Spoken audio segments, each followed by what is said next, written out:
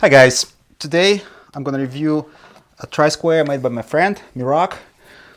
He sent me two, one is for sale and one is for me as a present. So I'm gonna review mine. I'm gonna use a Woodpecker tri-square.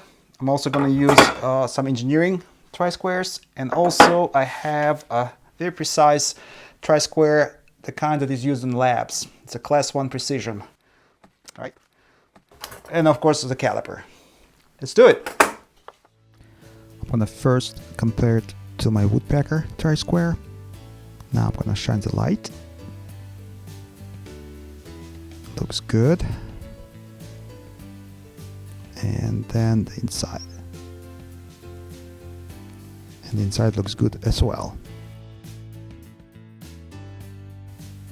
Now I'm gonna use that lab quality tri-square, class 1. It's only next to class 0. Class 0 is the kind of equipment that is kept in labs. Right? Shining the light. Good results. Now I'm gonna check the scale. I'm using my inker ruler, and it was very precise. The caliper, and it's gonna show us 14.95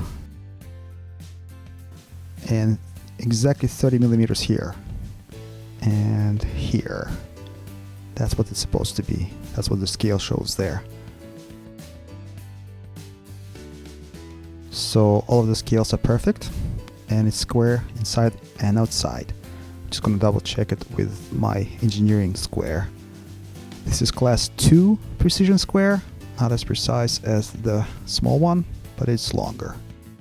Okay, now I'm gonna show you the case that Mirock made for me, with his signature right there, and a little clip, a little latch that holds the tri-square in place, his logo made out of brass, and the heart-shaped dowels, and a sequoia tree on both sides.